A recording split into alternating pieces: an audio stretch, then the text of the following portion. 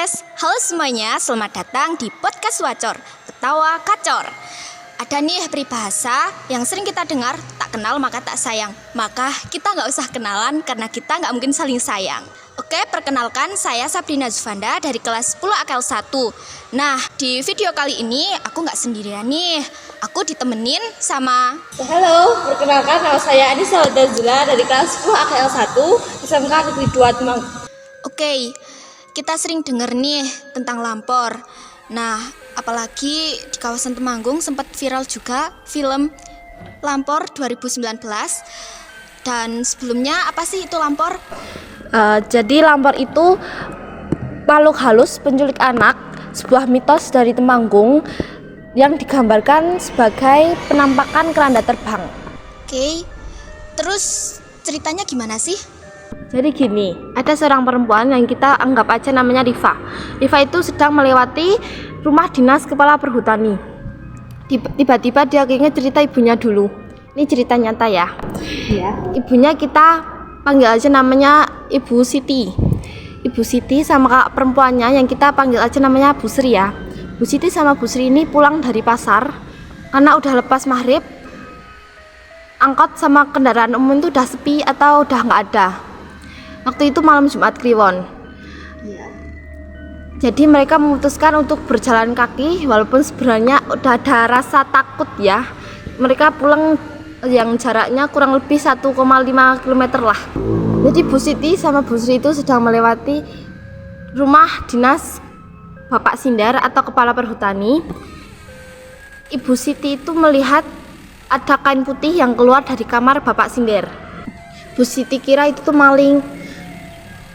Terus Bu Sri bilang kalau Bapak Sindar itu udah kaya, jadi kalau kemalingan dikit aja itu nggak berpengaruh.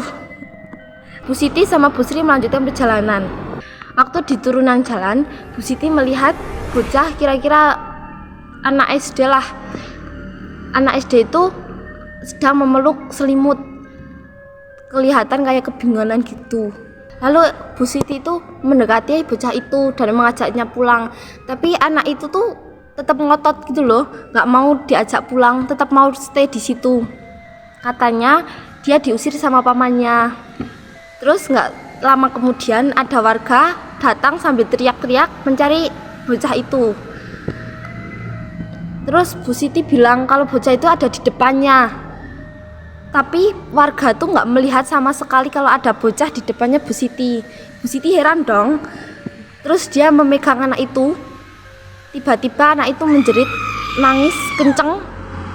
Baru warga itu melihat kalau bocah itu ada di situ. Dan ternyata bocah itu keponakan dari Bapak Sindar.